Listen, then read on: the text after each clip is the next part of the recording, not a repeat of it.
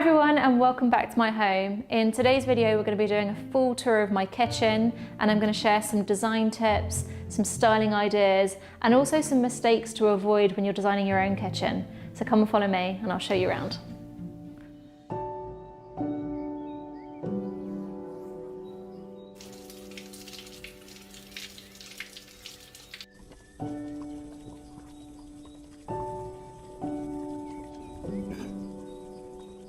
Today I'm cooking minestrone soup. My husband's going to laugh when he watches this because I will not pretend to be the most frequent chef. I basically make lunch for Ollie, who's the cinematographer, more than I do my husband. But this is minestrone soup and I make it about once a week, so you're in for a treat today. And then after lunch, I'm going to give you a little video tour around our kitchen. It's the biggest room in our house. And I just always had this dream of having a kitchen that was like a live-in family room with French doors opening up onto a garden. So it's my dream space to live in. I feel so lucky that I get to live here. A lot of times I get asked about what worktops I recommend, and I think it's such a personal choice. In here, this is a quartz worktop, which in my experience is the most hard-wearing of all worktops.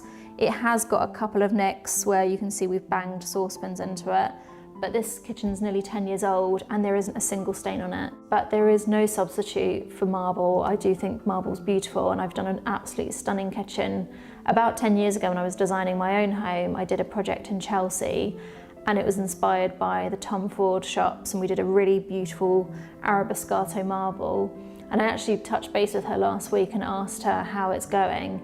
And she said it's absolutely fine. And I think it's all about managing those expectations. So if you're prepared to do maintenance, maybe have it professionally cleaned once every year or once every 18 months, and you're going to be careful, it's fine. But if you're the kind of person that's got, messy teenage kids that are going to leave stuff on the surface, quartz is a really good option, or neolith as well, which I've used in quite a few of our projects, is a great option. On the subject of marble, if you're scared to use marble as your worktop but you'd really love to have it in your kitchen, a great place to put it is your splashback. And I've done lots of gorgeous kitchens over the years where the worktop has been a white quartz or an off-white quartz, and then we've gone for a beautiful Calacatta Oro or Arabescato marble. So that's a really good way to introduce another material and add some luxury. And if you've got an existing kitchen and you don't want to spend money to rip out the whole thing, or you feel like you can work with it, that's another way you can really upgrade your kitchen, is maybe change just the splashback. And we've also done that in a lot of show home properties where the cabinets were okay, but it maybe just had like a plain glass splashback. By putting some marble in there, it really elevates it. Another thing that people always have a debate about is where do you put the sink versus the hob if you have an island. I personally always prefer to do a hob on the island, and that's my own personal preference, but I also encourage clients to do that. And there's a couple of reasons why. Firstly, I think it's a much more sociable activity, cooking rather than washing up. So if you've got guests and they're sat at the bar stools, it's quite nice that you can cook and chat to them while they're sat down. And then the second reason is I feel like when you are entertaining or even just cooking for your family, the sink area is kind of like where you move all the dirty dishes, all the saucepans and everything, and you kind of stack it there. And it's nice to have that tucked a little bit out of the way rather than in the middle of the room. So I always think hob on the island, and then sink on behind you. And then I've done a ceiling extractor, which is another thing that people ask me about all the time. There are lots of different options like pop-up extractors. I'm not an expert. I think there's people that are more expert in that you should consult. But there is a new product that I'm quite excited about, which is a ceiling extractor, and I can't remember the brand, but it's white. And I think that just makes so much sense. I don't know why they've always made them stainless steel, because they stand out like a sore thumb in a white ceiling. So in my next kitchen, I would definitely get a white ceiling extractor. I also love to mix materials in the kitchen. So whilst most of the cupboards are a dark stained grey oak, I wanted to have a statement finish on these cupboards here. And this is a liquid metal finish, and it was by Anchor, who are based in London. And it's just so beautiful. I think it's one of those finishes that ages really well and it actually looks better over time. And it's also very practical because this is where I keep all my oils. So previously, before I changed this up, I had the grey oak cabinets here as well, and every time I grabbed the olive oil, when I put it back, I'd end up with loads of like sticky fingerprint marks, whereas this one hides all your dirt, so it's very practical. Okay, for a sink, I'm not going to talk about this for too long because it's quite boring, but there's 2 things to know about a sink. Always get one of these extendable taps so you can clean out the sink. It's life-changing. And I don't have a kettle anymore, I just have a quicker tap, which is also life-changing. You get instant boiling water, really good, and just saves you so much time. The only other thing I would have done differently if I was to redesign this space is I've got 2 equally sized sinks. I probably would have gone for a smaller sink where you do your food waste disposal, and then a bigger sink which is better for washing up pans. So when it comes to styling your kitchen, there's lots of different ways to go about it, but I prefer to keep my entire island completely clear. And the reason I've done that is because this is such a large open plan space. When you're designing large open plan spaces, they can very quickly start to look cluttered. And I felt like my one was beginning to look cluttered. So by having this big clean space in the middle of the room, it just makes it feel a lot more organized and less cluttered. So I keep this clear, and it's also good because I do a lot of food prep here. And then I like to have lots of herbs in the kitchen. This is some rosemary in a lovely little woven wicker basket. And then here, this is one of the mistakes that I made in my kitchen, and it's one of those things that I could really kick myself about. But when you're building a house or renovating a house, there's thousands of decisions you have to make at the same time. And I remember the electrician saying to me, do I want to have a telephone point here? And this was 10 years ago, so that was when we actually used to use landlines. And I said yes, and of course I've never used it, and it looks hideous, so I had to get a disc to hide that out of view, because I can't stand seeing lots of sockets on your splashback, especially when you've got a beautiful marble or a nice mirror. It looks really messy. And then I've also used this book to hide some plugs here. And I don't regret having 2 sets of plugs, but I think you could probably do with just one double socket, because it's very unusual that you need to use multiple sockets. I would say 2 would be enough. So if I was to redesign this kitchen, I would probably get rid of either this one, or on this side over here, I have another one, and you'll see I've also hidden that one out of view. And this is something that people ask me a lot about on Instagram, is where are your plug sockets? Well, we either Photoshop them out in post-production, or we hide them with accessories. So here I've got a tall white vase. This is a lovely little pot I picked up at Dalesford last week, really gorgeous. And this has got some thyme in it. And I love having herbs in the kitchen because I think they look beautiful, they smell great, but they're also really handy for cooking. And then I've got a pot of sage, which is also great. I've put some of that in the soup. And this is just a little wooden pot that I think I got from Marks and Spencer's a few years ago. And I think that works really nicely as a little trio. You've got lots of different textures and all the colours work together. So when it comes to styling, I would say pick items that are related to a kitchen, related to a cooking, so they feel appropriate. And don't overdress your kitchen. Make sure that whilst you have some nice objects to add, a touch of personality, make sure you keep some space free as well so it doesn't look too cluttered. So let's talk about organisation. This was a little mini project that I did last year. We've always kept all of our sauces and oils and vinegars in this cupboard, and it was just a disaster. I could never find anything, and I kept buying the same olive oil over and over again. So I got this little stacking system just off Amazon, and what's great about it is it just elevates each step so you can see all the different spices you have. And then I've also gone label crazy, which really helps sort of organise your cupboards when you don't have segregated sections. So I've got my olive oils, apple cider vinegar, balsamic vinegar, and everything is visible all at once, and it just really helps you when you're cooking to grab what you need quickly. Something that I've been asked a lot about as well is where do I put all my appliances that I maybe don't use all the time. So that is in these drawers. I've got my milk frother, toaster, Vitamix, Nutri-Ninja, all those kind of ugly things that you don't want to have out on the worktop. Find a drawer or a cupboard. I've done drawers because I feel like they're easier to access. but try not to have your toaster and those kind of appliances on show because it always looks messy. In an ideal world, and I designed this kitchen 10 years ago and things have certainly moved on, there's things that I would do differently now, and one of those things is I would love to have a breakfast pantry cupboard. I do them in all my clients' kitchens and they're brilliant. You have your toaster, coffee machine, some people have a smoothie maker, they might have a freezer drawer for some berries, whatever it is that you like to make in the morning. It's great to have a dedicated cupboard where you can do all of that and it's separate from the other area of the kitchen. And then if you're in a rush in the morning, you can just close the doors and clean it later. For the appliances in our kitchen, I chose Gaggenau and I'm really happy with them. They're great to work with. This is a food warming drawer and I've done two just so that it's symmetrical on both sides, but you really only need one.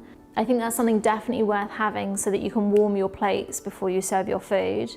And this is an oven microwave combi, which is a really useful thing to have. And then this is just a normal oven. Next to that, I've got our freezer. And I wish I had space for a bigger freezer. Actually, I've got a second freezer in our garage. But I also labelled all the drawers for the freezer, and my husband thought I was crazy, but it saves so much time, and actually all the labels stick on. I thought they might slide off, but it just means that when you're looking for it, you don't need to like jumble through loads and loads of stuff, and then the freezer starts beeping at you and it's all stressful. Oh, there we go, beeping at me. On the island, I've made the whole unit all drawers because I think drawers are a lot more efficient when it comes to storage. So the top drawer is just for tea towels. Then I've got this little drawer and that's for the kids' items.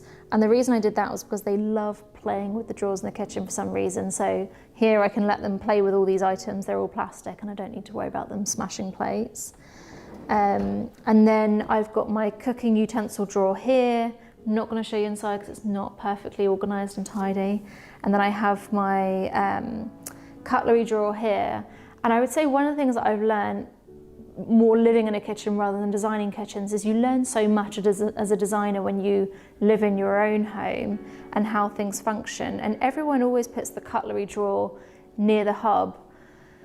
And I guess it makes sense to have it near the dishwasher, but my husband and I drive each other nuts and one of us is cooking and the other one wants to lay the table. So from now on, when I'm designing kitchens, I'm gonna put the cutlery drawer further away from the hob and closer to the table so it's easier for laying. And that does have the downside that it's a little bit further from the dishwasher, but I feel like when you're cooking and someone's trying to move you out the way so they can open the drawer, it's super annoying. Another thing people always debate about is what kind of hob to go for. I personally prefer a ceramic hob. Because I'm not a professional chef, I'd rather have something that's easier to clean than, maybe with a gas you can get more heat. But I think if you're gonna have your hob on the island, go for ceramic. It's much more easy to maintain, and I think it also feels a bit more appropriate when you're sat there. You don't have these ugly gas hobs in front of you. I want to just really briefly talk about lighting in kitchen designs. I feel like it could be its whole own video, but this little area is quite a good example of how to do different levels of lighting in your kitchen. So first of all, I've got the task lighting, which is an LED strip, and that runs all the way under these cupboards, and it's hidden by these slightly lower cupboard doors, so you never get that ugly reflection. Then I've also got some spotlights, and these are more decorative, and I had those so that they would highlight the texture of the cabinets. And then lastly, if you pan up, you'll see there's an LED strip above the cabinets, and that throws light onto the ceiling. And I've done that, I designed that with John Cullen so that it would make the ceilings feel higher, and it gives a really nice sort of ambience lighting. So if you have in your kitchen, if your cupboards don't go all the way to the ceiling, definitely consider putting a lighting LED strip along the top of those cupboards because it will look so beautiful, and it will make your ceilings feel a bit taller as well. And the last part of the kitchen that I wanted to share with you was just this wall behind me. We're going to be moving on to the dining room next, but we've got two wine fridges from Gaggenau in the middle, and then I've got that flanked on either side with just food storage. So this is one big food pantry, and the same on the other side. And if you're designing your own kitchen, try and keep all your food storage areas together so that it's all easily accessible and you know where everything is. And of course, I've gone label crazy in there. Every single shelf and drawer is labeled. So I'll just show you an example of one of the cupboards, how we store the food. Again, I've gone for drawers. I feel like drawers are much more useful than just shelves in terms of accessing everything. And then I've got these little compartments that I bought from Amazon to segregate into different sections. So we've got the rice, pasta, and more rice. We love a bit of carbs in this household. And then I've labelled that at the front as well, so it's really obvious.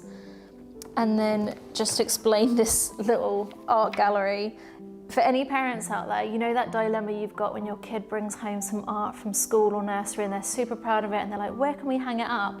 And you don't want to ruin your kitchen, or you don't want to like have it on display, but you want to make them feel good about themselves.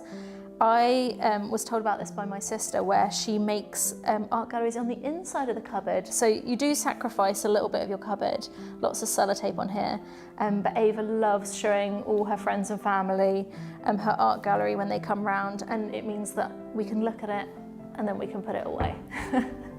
The biggest mistake I've made in my house happens to be in the kitchen, and it's my biggest design mistake, and I wish I hadn't chosen it, and it's this floor. It's a large format porcelain tile, which is great, and I do like how it looks, but the problem with this tile is it has teeny tiny holes that over time, as you drop items on it or people walk across it, fill up with dirt.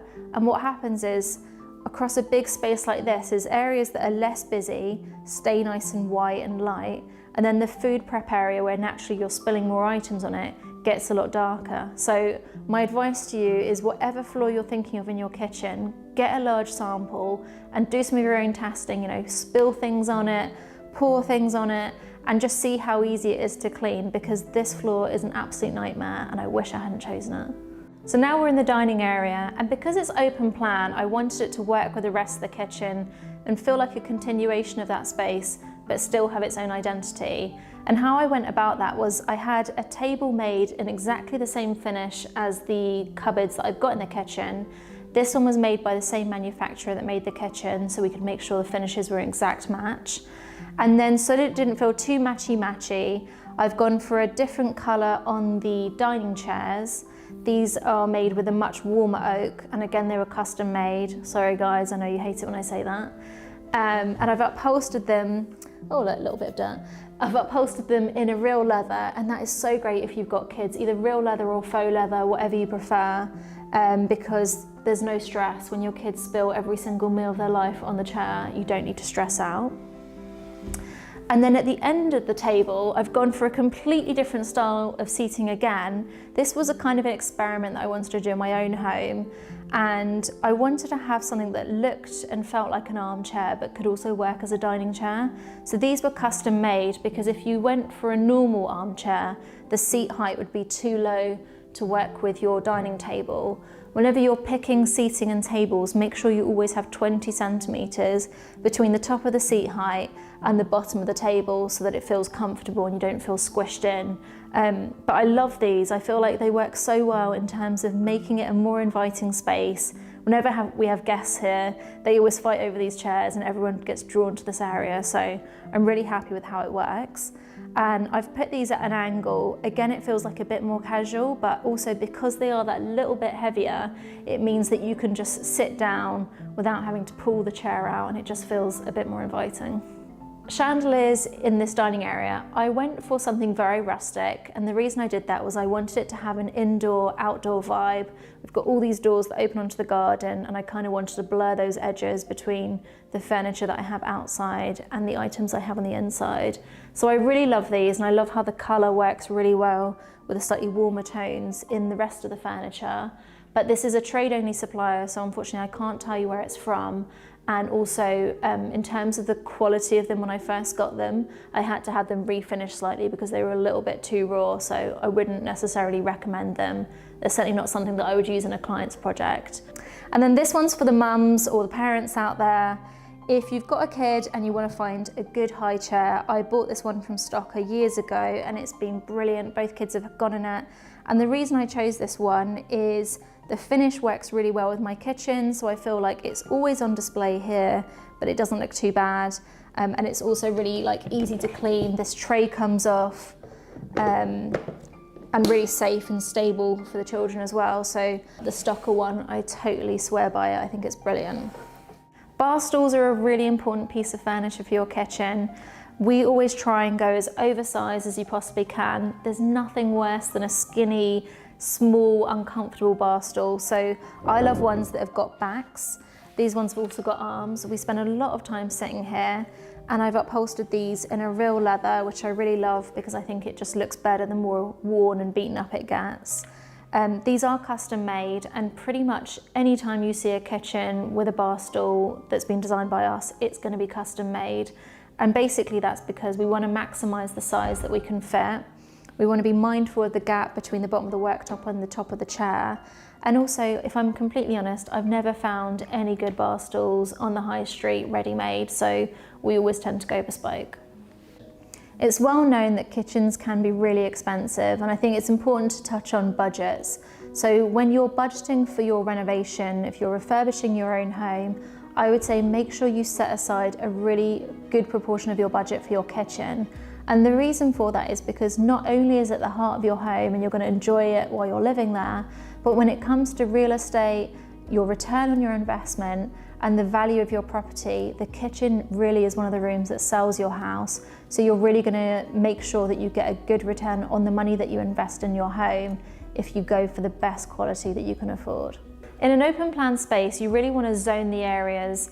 So this behind me is the living area, and I've zoned that by using an oversized rug, which all the furniture sits on. This one's from Crucial Trading, and it's one of their wall rugs, and I absolutely love it. It's really soft, and it's got that rustic feel that I love.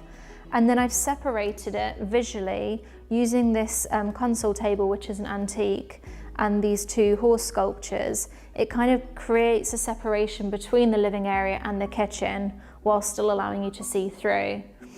And then in terms of transitioning from built-in joinery in the more kitcheny areas into a more sort of sitting area, I've also carefully chosen a few pieces of furniture that work with both of the colour palettes. So this is an antique oak bureau that I bought a few years ago from Holland.